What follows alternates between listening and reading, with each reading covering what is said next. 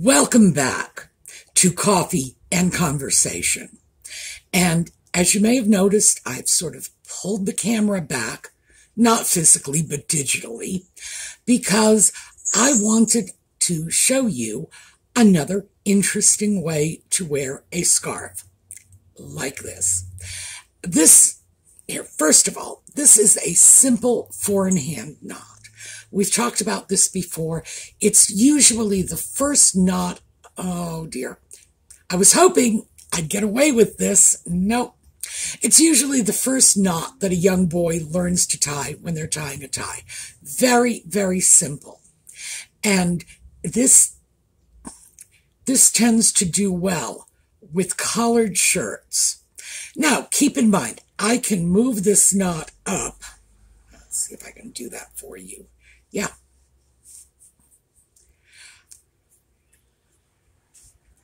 Right up to the point where I'm really making this look like a necktie. I prefer a little more space. You know, touch more casual. Well, not that casual. All right, there we go. And this is a scarf I've shown you before. This is a vintage Bob Mackie. It's long and thin, which makes it perfect for this sort of thing. And I thought we'd take it another step and talk about what this is useful for. When you wear a scarf like this, and if I were standing in front of you, which clearly I'm not going to do because I have a cat just waiting to take my place. No, he hasn't. I thought he wandered off. No, he circled back. He's just getting his second wind. What a scarf like this does is by dropping a line of bold mixed colors down the center of a plain shirt, it lengthens you. I like that. I am not tall. I am like 5'5". I used to be 5'6". I am not anymore. I'm shrinking in my old age.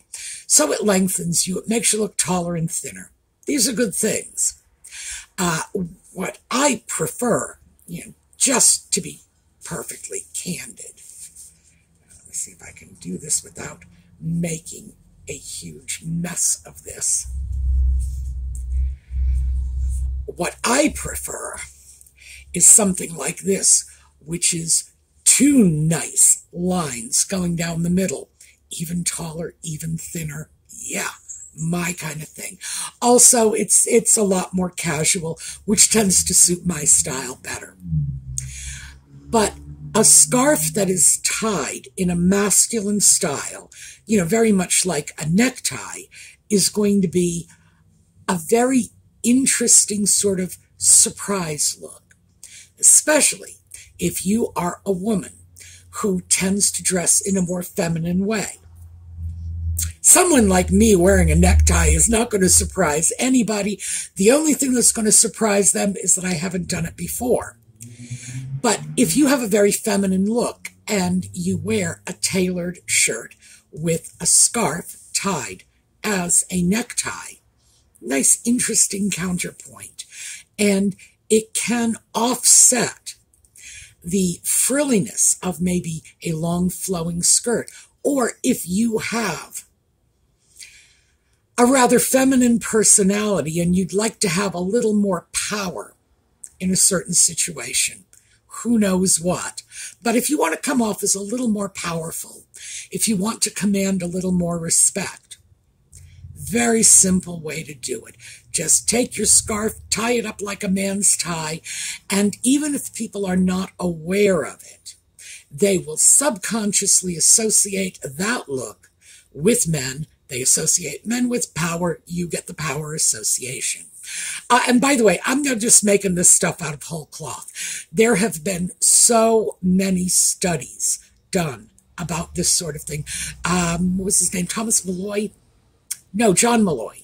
Who's Thomas? Malloy. Let's stick with that. I'm pretty sure it was John Malloy. Had really pioneered this field back in the 70s and 80s. So yes, we have a boatload of studies showing that little tricks like this work. All right, now that you've had a chance to see the bad cat, or at the very least the bad cat's tail, we are going to take a look at the intro. I'm going to bring the camera back a little closer. Again, digitally. I'm not physically moving it because that would be too much of a temptation for the cat to get involved. And then we'll get started on the video. All right, then.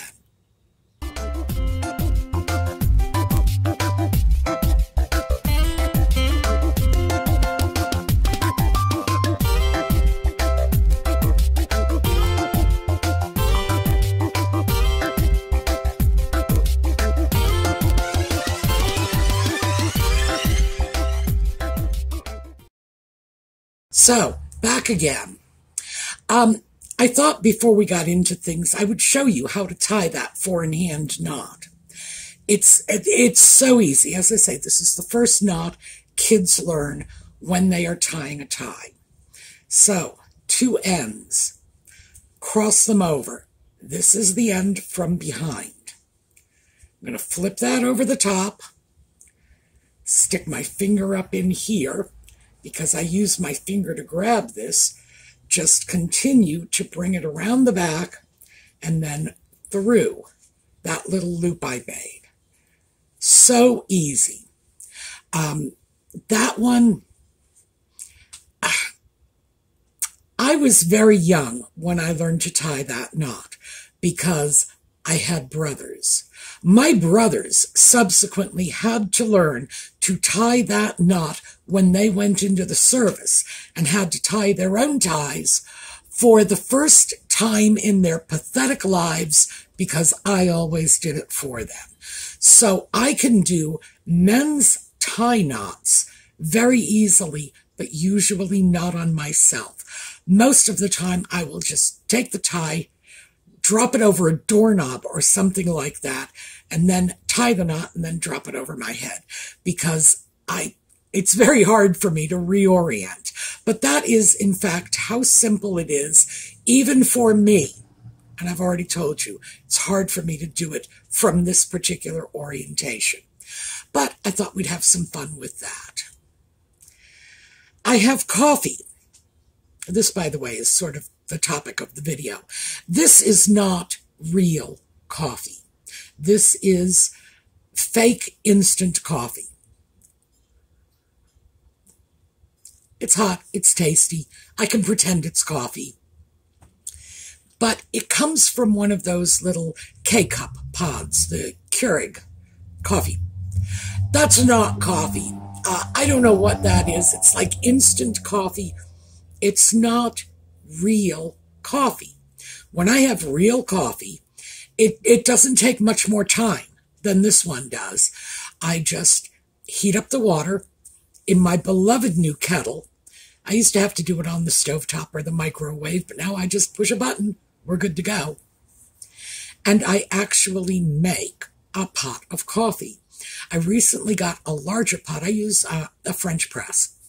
And I recently got a larger one so that I could make 2 cups at a time.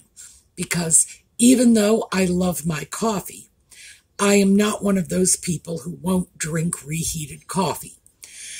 The way I figure it, if I go into a coffee shop, a restaurant, whatever, that coffee may have been sitting on a burner for 20 minutes. It is just cooked to death already. And if I can manage to swallow that stuff down, I can certainly handle a cup of carefully reheated coffee. Not a big deal. But the instant coffee, this stuff from the little Keurig cup, that's one I'm having trouble with. I started thinking about that. It's like, how much stuff are we sacrificing in our lives because we've just gotten accustomed to having it bang like that? Even things that just don't take that long, like a cup of real brewed coffee, as opposed to, have you ever seen those Keurig cups? They're little cups and they have powdered coffee flavored stuff in it. So the same general principle of making Kool-Aid.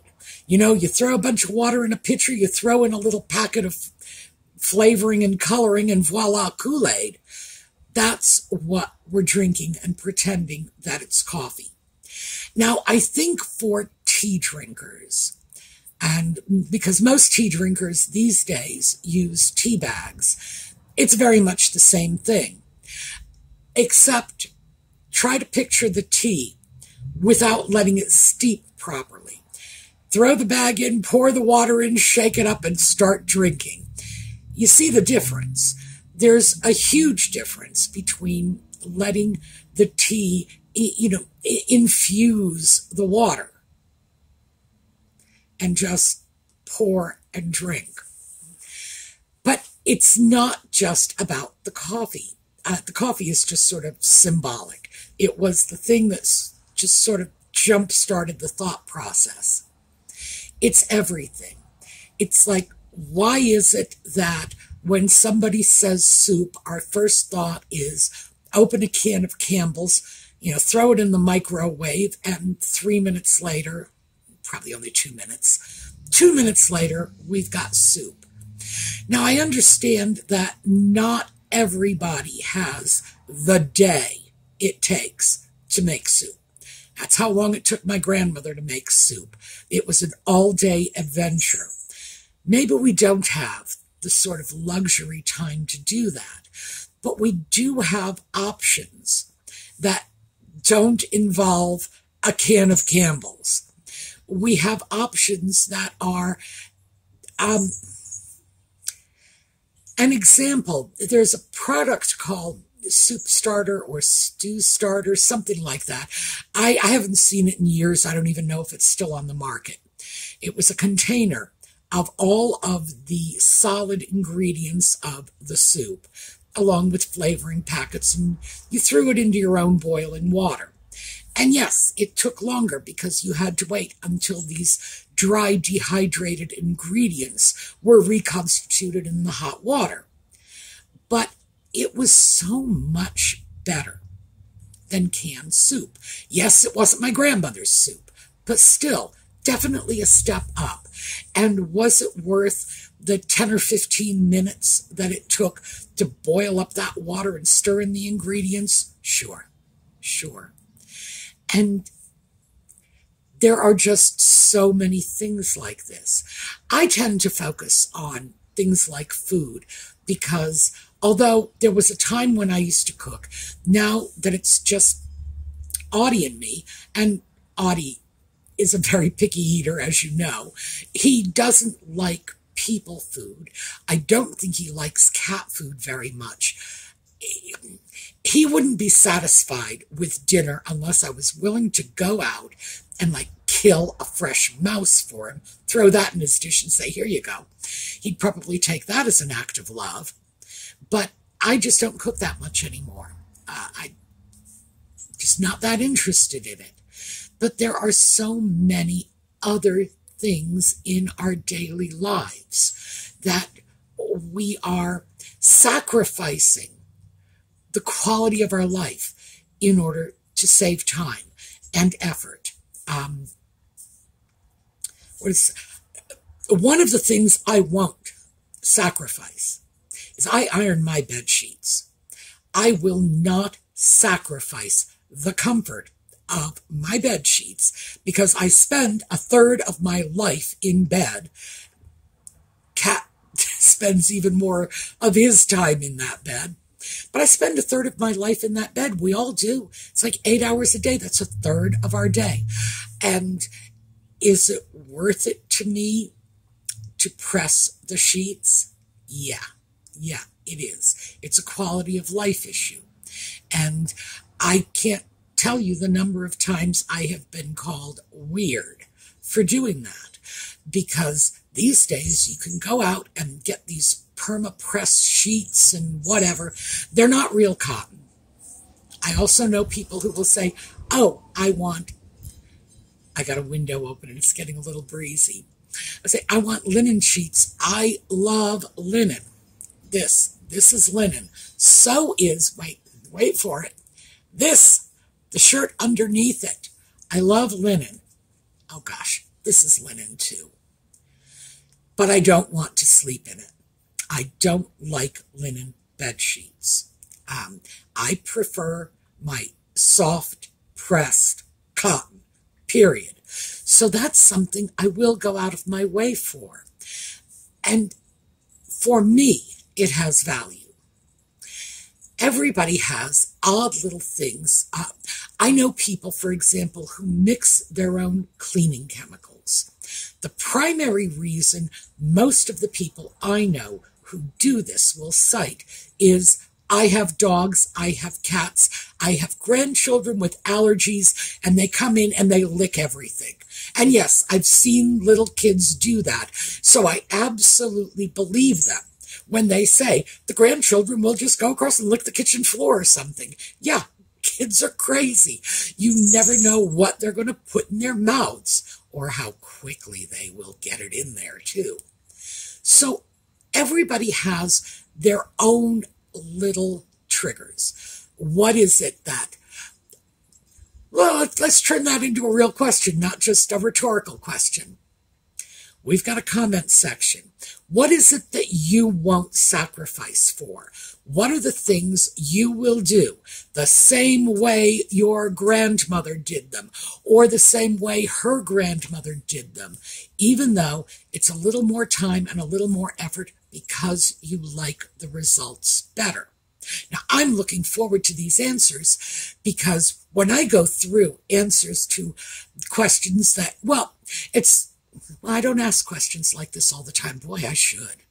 When I go through your comments, very often you will talk about the things you do and how you do them.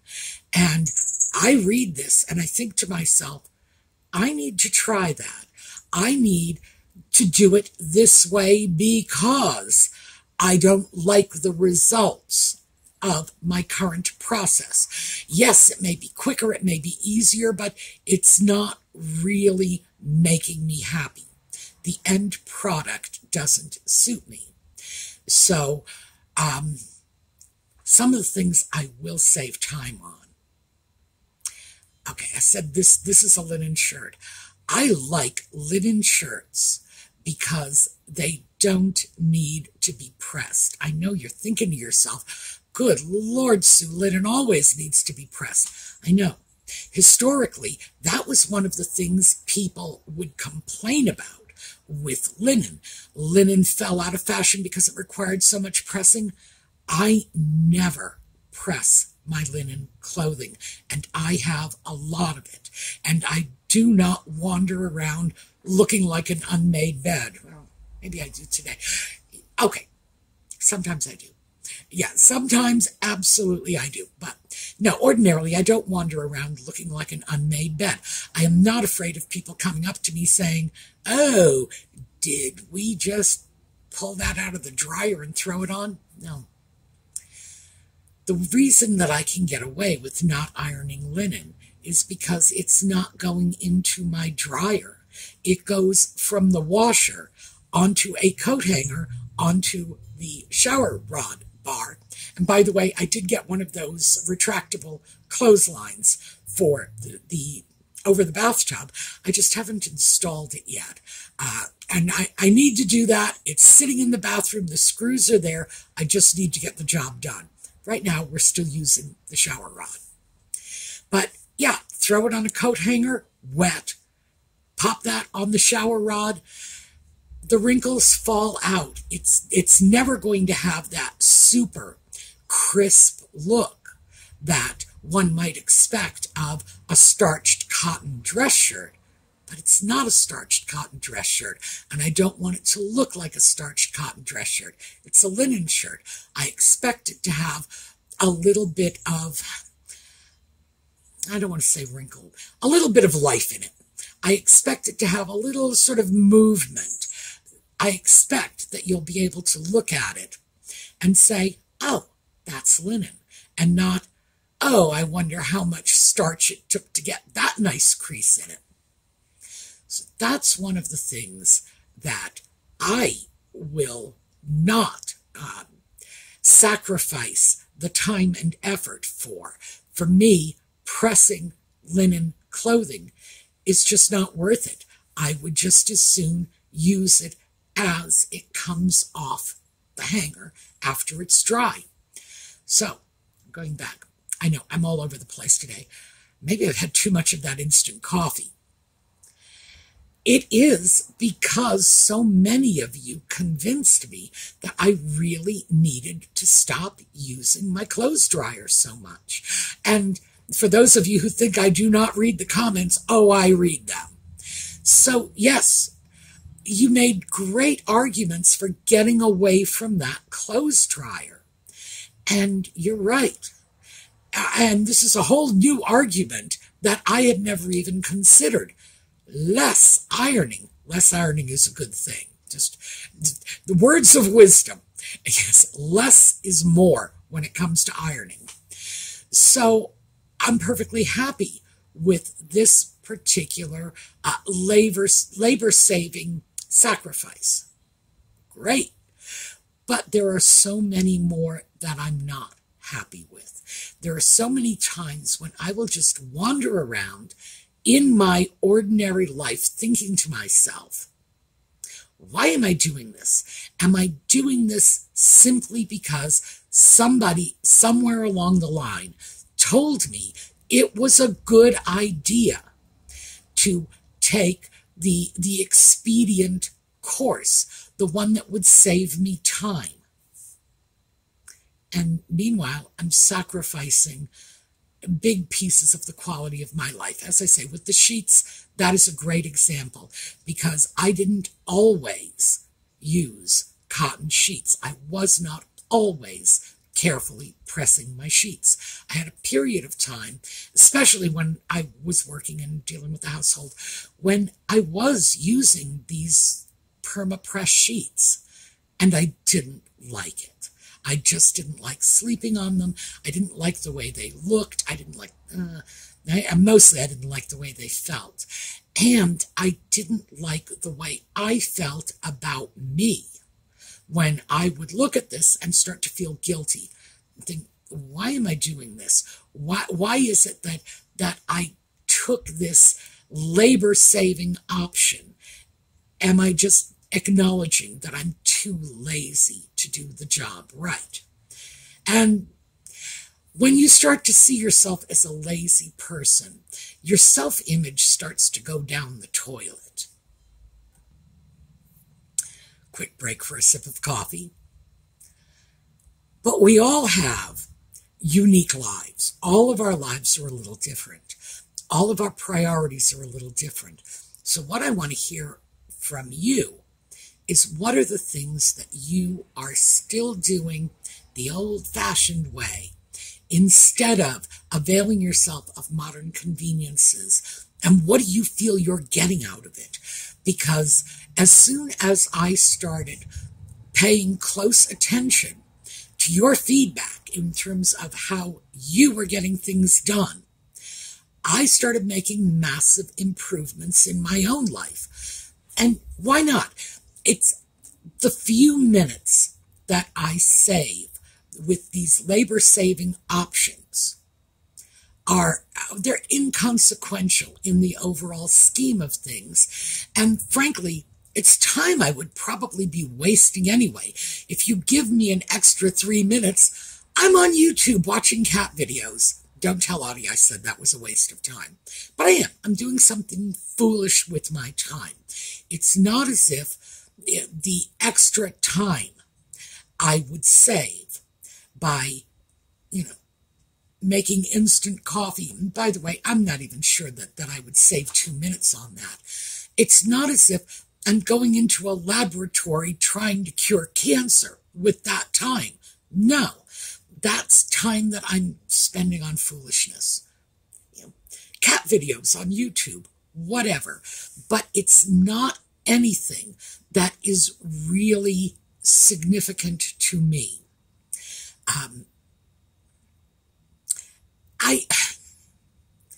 I have a feeling that many of us are well, of course I could be dead wrong, but I have a feeling many of us are starting to look at these things because my generation, we are the people who grew up in this labor-saving device era. Our mothers cooked from scratch. And tell me if I'm wrong. Feel free, but tell me if I'm wrong. Even if your mother was raising 8, 9 kids, doing wash all day long, whatever, if she put out TV dinners for the family at night, she would have been embarrassed. She wouldn't have admitted that to the neighbors. Tell me I'm wrong. The fact is that our mothers were able and willing to put a lot more work into their lives than we are, because we grew up with all of these modern conveniences. But there's always a sacrifice. Well, actually, there's not always a sacrifice. I have to be honest. The vacuum cleaner, which is a modern labor-saving convenience, is going to do a better job with rugs and wall-to-wall carpeting than a broom. It's not going to do the same good job that hauling them out on the clothesline and beating them with a rug beater is going to do, but you can't do that every day. So yeah, okay. The one that I will give is the vacuum cleaner. That really has improved the quality of our lives without that sort of concomitant cost involved. But instant coffee, this stuff, no. I'm getting a taste for this. That's the part that scares me. If you look at how much better homemade, handmade, things are, a loaf of homemade bread against something that comes in, a package with red and yellow balloons on it from the grocery store. And there's no comparison. And I would never presume to suggest anybody to hang around the house baking bread all day unless this is something they enjoy, and I know many people do. It's not something I enjoy, so it's not something I'm going to end up doing. But for those who enjoy it, come to my neighborhood and be my friend, because I wouldn't mind getting a nice fresh-baked loaf of bread every once in a while if I didn't have to make it myself. Yeah, that's the ticket. But there are so many other things in our lives that not only give us a tremendous amount of satisfaction when we have it and it's good, like a bowl of grandma's soup, but we also get the satisfaction that comes from knowing that we made it ourselves. And there is a lot of satisfaction in that. So I have no idea where this started off, where it's going to, but this is what I've sort of been rolling around in my head lately. What are we giving up in the interest of saving a very small amount of time and a very small amount of work? And is it worth the sacrifice? And like I say, I've already made the decision on my bed sheets. No, they are cotton. They are also white. And the reason they are white, and I will not use colored sheets, even though they come in every color of the rainbow, and you can get little Yodas on them. I mean, the sheets have turned into something, well, it's like almost alive these days. You just look at it and it's like, wow, they are a decorating element. The white is because I want to be able to bleach them. Anything goes wrong, I want to be able to bleach those things. Why? Because I sleep in them. That is where I spend a third of my day every day, wrapped up in those things. And yeah, I don't want to have concerns about whether or not they might be as clean as I would like. By the way, this predates COVID for me. I was always a little fruity about that. And the personality in my bedding, I go out and get vintage embroidered pillowcases. And I know you know them. Back in the 50s, they were all over the place. Grandmas used to do them, and they would have little baskets of flowers and so on. I get those. I have a whole collection of those. So that keeps that all-white bedding from looking dull. A little. Keeps it a little from looking dull. Still, it's all white. What can I say? But that was my priority. I like my linen. I don't like it enough to iron it. I'm very lucky because I don't like the look of sharply, crisply pressed linen. Doesn't appeal to me. I'd rather a bit more fluidity in the linen. I'd rather a bit more of a natural, more casual look. And I'll save the crisp white shirt for, Cotton Day when I'm ironing the sheets. But those are, well, in one case, it's the sacrifice I will make, and in another case, it's the sacrifice I won't make because it's not worth it to me. And, of course, the sheets are. And as I say, I've come to believe that we all have these. So let me know, what will you sacrifice time and energy for the end result? What are the things that are important to you? What about the things that are not? What are you perfectly willing to cut corners on because it's quicker, it's cheaper, it's easier, whatever?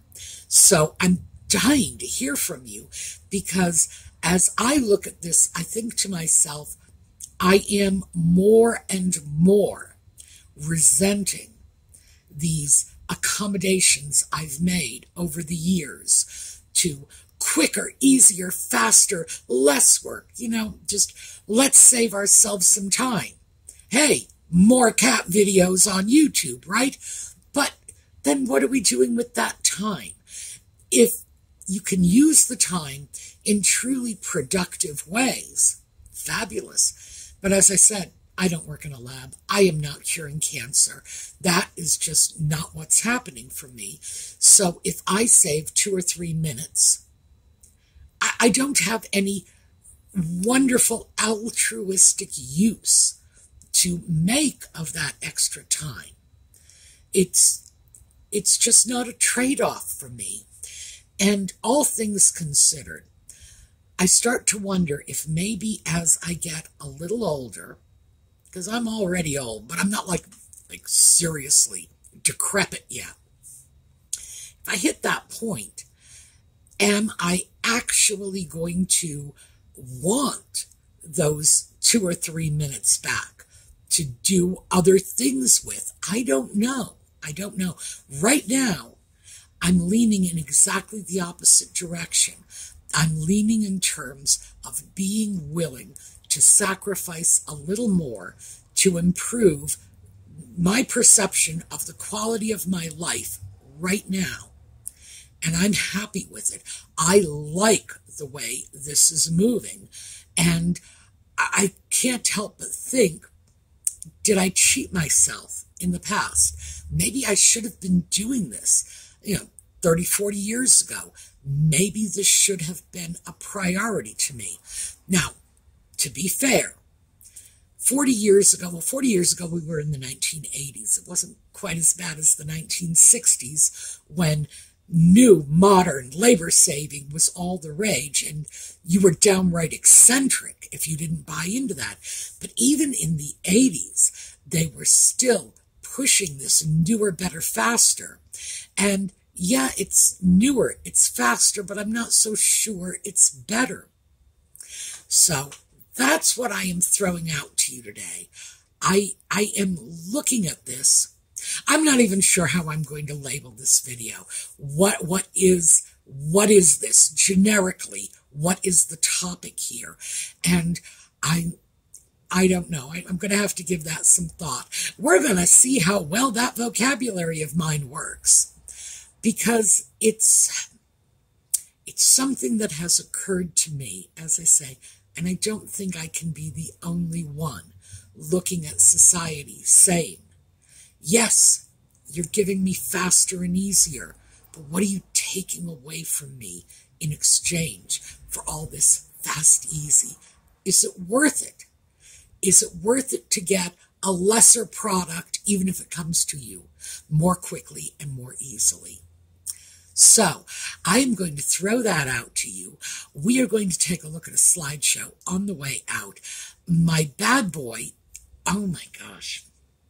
Okay, my bad boy is in the front window he's licking his butt, but he's showing his butt through the front window to all the neighbors so they can all see what an excellent cat butt he has. That's a bad boy. That's seriously a bad boy. All right, we're going to take a look at a slideshow on the way out, and I hope to see you all next time. In the meantime, have a terrific day. And P.S., don't forget those comments. What are you doing? What's working for you? What isn't?